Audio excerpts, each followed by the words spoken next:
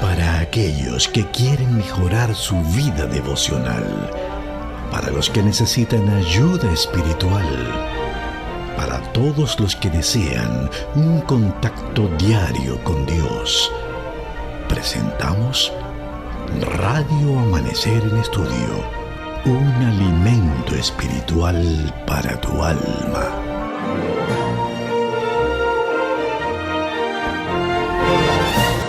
Saludos amigos oyentes, bendiciones de lo alto desde Radio Amanecer en Estudio. El pastor Joel Fernández y un servidor, el pastor Mario Rondón, están con ustedes nueva vez en el avance de esta lección número 3 bajo el título El contrato del diezmo. Y en este martes 17 de enero estaremos estudiando el propósito del diezmo. Saludos y bendiciones, pastor Joel. Muchas gracias, pastor Mario, que Dios te bendiga, un gozo poder estar contigo de nuevo. Y saludo a todos nuestros hermanos y amigos de Radio Amanecer, la voz de la esperanza. Amén, gloria al Señor. El texto a memorizar para esta semana, contenido en Malaquías 3:10, dice: traigan todo el diezmo a la tesorería y haya alimento en mi casa. Y pruébenme en esto, dice el Señor Todopoderoso, a ver si no abro las ventanas del cielo y vacío sobre ustedes bendición hasta que sobre y abunde. Les invito a orar. Padre nuestro que estás en los cielos, te damos gracias por tu palabra. Gracias por la maravillosa oportunidad que nos das en Radio Amanecer en Estudio de entrar en contacto con nuestros oyentes para juntos avanzar en el conocimiento de ti y de tu santa voluntad. Abre nuestro entendimiento y guíanos con tu Santo Espíritu. En el nombre de Jesús. Amén. Así que el tema general de esta semana es el contrato del diezmo. El texto a memorizar ya lo hemos repetido. Y hoy entonces vamos de lleno a el propósito del diezmo. Hay un propósito en el diezmo. ¿Qué nos dice la palabra, pastor Joel Fernández, en Levítico 27, versículo 30, con relación al propósito del diezmo? El diezmo de todo producto del campo, ya sea en grano de los sembradores o fruto de los árboles, pertenece al Señor, pues Él está consagrado a Jehová. Excelente, gloria a Dios, consagrado a Dios, es algo que se consagra a Dios. En el contexto de Israel era en la economía agrícola, mayormente era una producción agropecuaria, por eso vamos a ver que se habla de animales, de bestias, del trigo, de la cebada, de las gavillas que se traían y se presentaban delante del Señor. Hoy estamos en un contexto donde todavía tenemos hermanos que viven en un contexto agrícola, como el que usted mencionaba en una de las lecciones pasadas, pastor. Usted hacía referencia a los hermanos de allí, del sur del país, en Dominicana, donde gran parte de ellos se dedican a la agricultura. En otras zonas también, como el norte, pero en gran escala, la mayor parte de los creyentes hoy en día no se dedican a la agricultura, sino a otros tipos de negocios, de trabajos, donde se aplica el mismo principio. Pero qué bueno que todavía hay quienes pertenecen a, como le llama alguien, a la primera ola, la ola de la agricultura. Todavía hay quienes se dedican a eso y entienden perfectamente cómo estos principios pues se aplican allí. Otros viven en sectores industrializados, donde lo que predomina es la industria, las empresas, las zonas francas, las factorías, allí donde la segunda ola ha cubierto prácticamente todo el hacer de las personas, y otros se mueven en un ambiente, pastor, todavía mucho más avanzado, en lo que algunos le llaman la tercera ola, que es en lo que se refiere a la informática, a la comunicación, y hay personas que se mueven en ese mundo digital, cibernético, de comunicación a distancia, pero donde se aplica el mismo principio, porque aún en esos lugares hay un nivel de productividad, hay un nivel de ganancias, hay algo que recibimos, hay algo con lo que debemos ser fieles y hay un Dios que nos sostiene y provee también. Así que el principio se aplica independientemente de que sea en un área agrícola puramente hablando, como en un tiempo se vivió, que sea en un área industrializada o que sea en un área más tecnificada como la que vemos hoy en día. El propósito del diezmo debe ser consagrado al Señor. Pero también nos dice la Biblia en el libro de Números, capítulo 18, versículos 21 y 24, lo siguiente.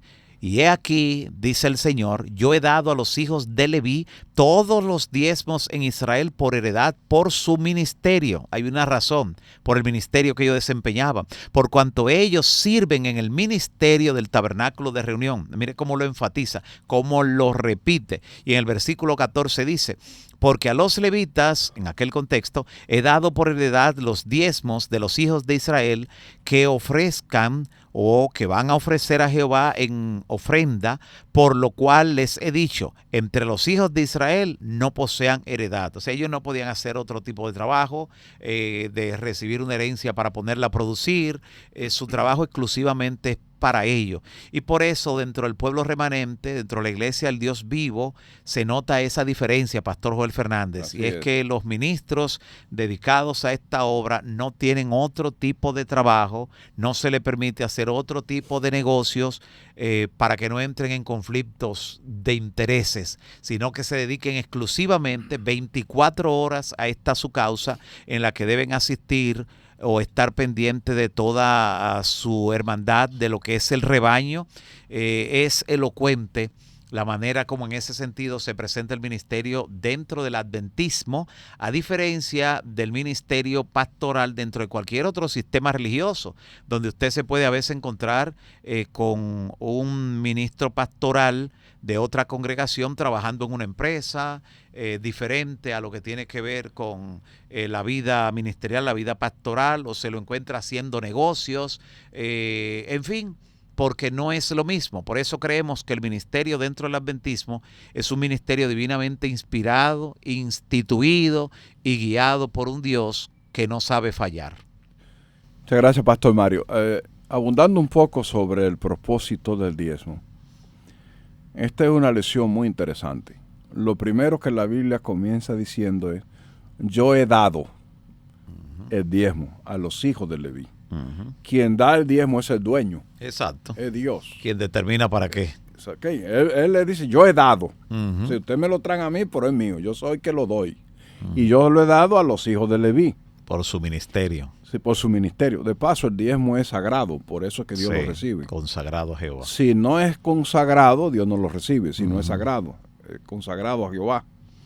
Yo lo he dado como herencia para los levitas también. Y yo lo he dado para sostener los ministros. Algo interesante aquí, Pastor Mario, es, y siempre le he dicho a los hermanos donde me toca explicar este tema, que hasta que una persona no entiende el porqué de las cosas, no va a comprender el tema. Por ejemplo, ¿por qué Dios estableció el sistema del diezmo? ¿Cuáles son los propósitos por los cuales Dios establece el sistema de diezmar? Además de los propósitos ya mencionados, tengo alguno interesante, Mario, que me gustaría que nuestros queridos hermanos y amigos de Radio Amanecer, que siempre están ahí escuchando el estudio de esta semana, presten mucha atención. Porque existe una relación entre el diezmo y la vida espiritual. Sí.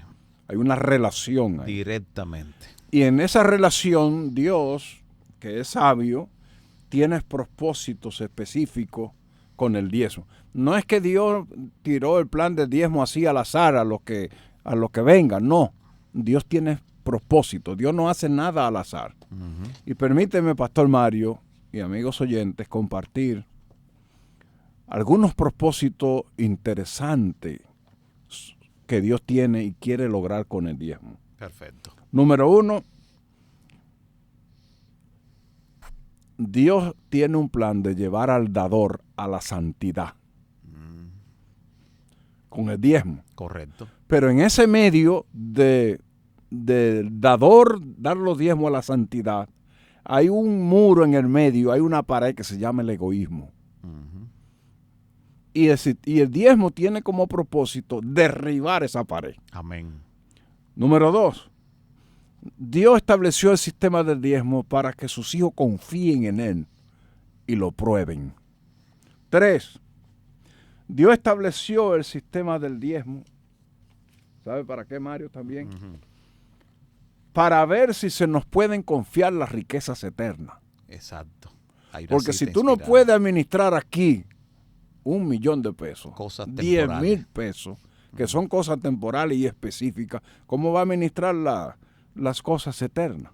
Ujú. Pero otro de los grandes propósitos del diezmo es desarrollar en el dador un carácter semejante al de Cristo. Importantísimo. Así que cuando yo lleno mi sobre, cuando yo doy mi diezmo y mis ofrendas, está ocurriendo una obra interna en mi vida, que es un martillazo, como yo digo, al carácter, Ujú. para que mi carácter se asemeje al de Cristo, generoso y dadivoso. Exactamente. Otro de los grandes propósitos es probar la lealtad de Dios, del hombre hacia Dios, eliminar el espíritu de codicia y egoísmo que Satanás sembró en nosotros, eliminar la avaricia y la codicia y el egoísmo que están presentes en el corazón del hombre. Y Dios, oye esto, Mario, en su infinita sabiduría, porque Él es sabio, omnisciente, omnisapiente, vio que el sistema del diezmo eliminaría el egoísmo y la codicia en el hombre. Wow. Mientras más yo doy, más sufre el egoísmo y la codicia. Interesante, cuando uno descubre los propósitos del diezmo. Exacto. Así que no, el diezmo es más que dar dinero. Ujú. Tiene que ver una relación con el hombre. Por eso siempre he dicho que el diezmo es, mira qué declaración, Mario, más interesante. El diezmo es un tratamiento divino para eliminar en nosotros el cáncer del egoísmo, Wow. que tiene como propósito primario producir en nosotros un carácter semejante al de Cristo, generoso y desinteresado. Diezmar es una obra interna producida por el Espíritu Santo que se manifiesta de manera externa Exacto. en la persona que reconoce a Dios como Señor, proveedor y dueño de todas las cosas. Amén. Así que diezmar, Pastor Mario, yo le llamo la quimioterapia de Dios. Prende, eso es nuevo. Primera vez que digo esto. Diezmar es un acto de quimioterapia de Dios para matar el cáncer del egoísmo. Gloria al Señor. Diezmar es el acto de Dios para que el hombre no se olvide que Dios es el proveedor de todo.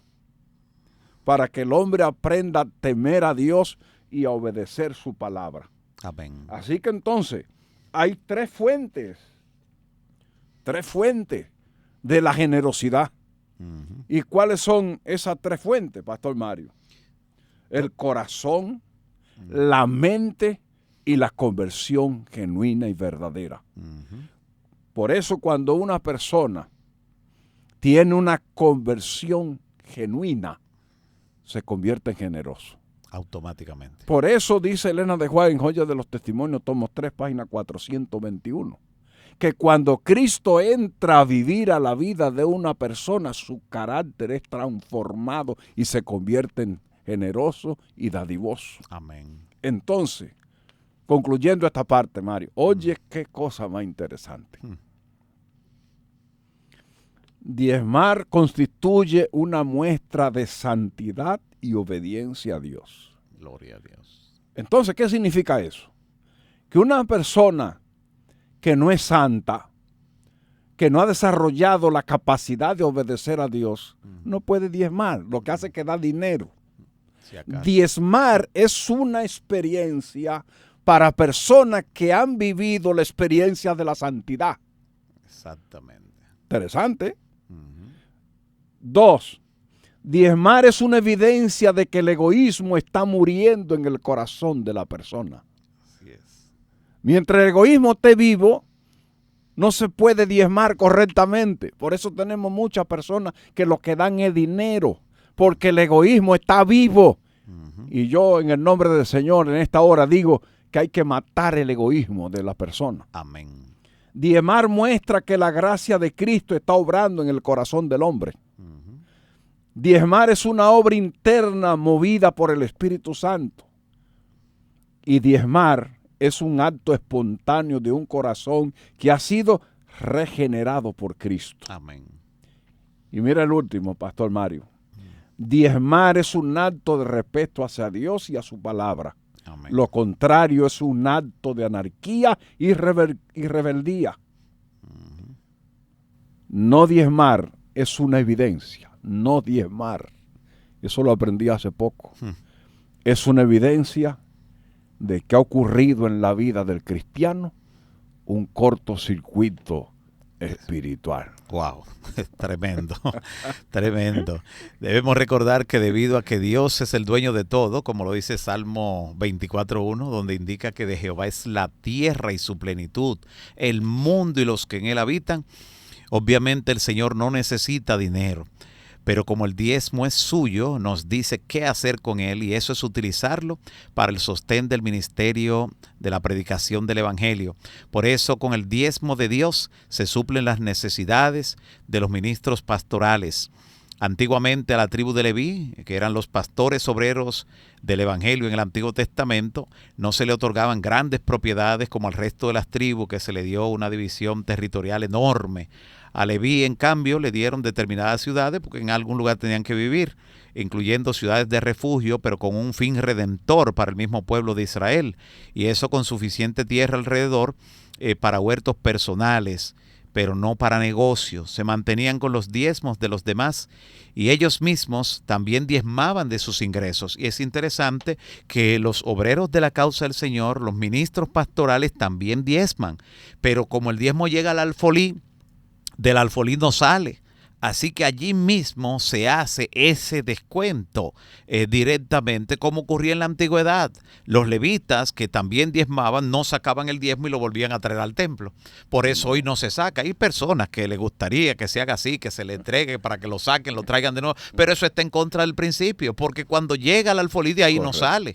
Así que sí, ellos de la parte que le correspondía también diezmaban. ¿Por qué? Porque ellos eran adoradores. De paso, los que tenían que dar el ejemplo de adoración, porque dirigían la liturgia en el pueblo de Israel. Eso significa que si hay un grupo de personas con la que no se puede jugar su fidelidad, es con los ministros pastorales. Son ellos los que tienen que ser un fiel ejemplo en lo que tiene que ver con el diezmo y la ofrenda en sus congregaciones, en su alfolí, en sus determinadas asociaciones donde ellos laboran, donde se dedican al Señor. Tienen que ser un fiel ejemplo. Y en lo que tiene que ver con el diezmo, una vez llega al alfolí, de allí no sale, sino que allí mismo ellos demuestran su fidelidad cuando autorizan justamente que se quede allí en el alfolí, donde regularmente se queda, especialmente en el contexto donde estamos hablando, donde la obra del Señor aquí avanza en el nombre del Señor. Cuando nosotros leemos, por ejemplo, lo que dice en Hechos 20:35, Hechos 20:35, y pensamos cuál es el mensaje que hay allí, cómo se relaciona eso con el tema del diezmo, recordamos las palabras del apóstol que en Hechos 20:35 dice: en todo os he enseñado que trabajando así se debe ayudar a los necesitados y recordar las palabras del Señor Jesús que dijo: más bienaventurado es dar que recibir. Interesante esta declaración, esta cita que hace el apóstol Pablo de las palabras del Señor. El diezmo es importante, y es importante porque nos ayuda a establecer una relación de confianza con Dios. Tomar una 10ª parte de tus ingresos y desprenderte de ella, aunque técnicamente pertenece a Dios de todos modos, realmente requiere un acto de fe, reconocerlo y hacerlo. Y solo ejerciendo fe, tu fe crecerá definitivamente. Y sin fe es imposible agradar a Dios. Así que piensa, amigo y hermano, piensa por ejemplo en el tiempo del fin, cuando los que sean fieles no puedan comprar ni vender, como se describe en Apocalipsis 13 y 14. El hecho de haber desarrollado una confianza en Dios y en su providencia, en su poder y en su amor, será de suma importancia, será de importancia cardinal cuando aparentemente todo el mundo esté en contra del pueblo del Señor, en contra nuestra. El diezmo fiel seguramente puede ayudar a desarrollar esa confianza desde ya, incluso antes de que lleguen esos momentos difíciles. Será crucial para todos nosotros haber aprendido a confiar en Dios, porque en ese tiempo el justo vivirá por la fe. Una segunda gran razón también para la fidelidad económica es tener acceso a las bendiciones tangibles que Dios promete. Es Dios que las promete y Él es que las da. Como parte del contrato del diezmo, Dios ha prometido bendiciones tan grandes que no tendremos suficiente espacio para recibirla.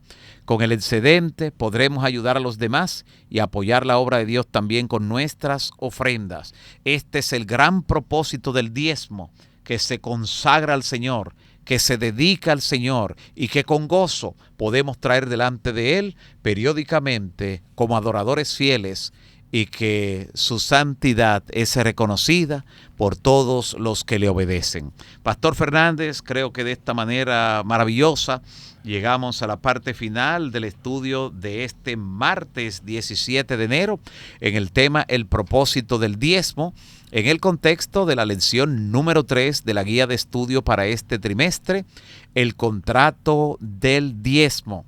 El Señor ha dicho en Malaquías 3:10, traigan todo el diezmo a la tesorería y haya alimento en mi casa. Y pruébenme en esto, dice el Señor Todopoderoso, a ver si no abro las ventanas del cielo y vacío sobre ustedes bendición hasta que sobre y abunde. Despídanos en oración, Pastor Fernández. Gracias, Señor, por esta interesante lección. ¿Cuántos hemos aprendido? Gracias por tu palabra y gracias porque tu iglesia continúa los lineamientos que tú nos has enseñado. Amén. Bendice a nuestros oyentes. Y si algún hermano de la iglesia o algunas personas estaba desviando los diezmos a otro lugar o lo estaba dando con otro propósito, hemos aprendido en el estudio de esta lección que tú tienes propósito de santificarnos con este acto de honradez, de obediencia y de mandato de ti para cada uno de nosotros. Amén. Ayúdanos a obedecer tu palabra y a ser fiel siempre. En el nombre de Jesús. Amén. Amén. Para aquellos que quieren mejorar su vida devocional, para los que necesitan ayuda espiritual, para todos los que desean un contacto diario con Dios, hemos presentado Radio Amanecer en Estudio, un alimento espiritual para tu alma.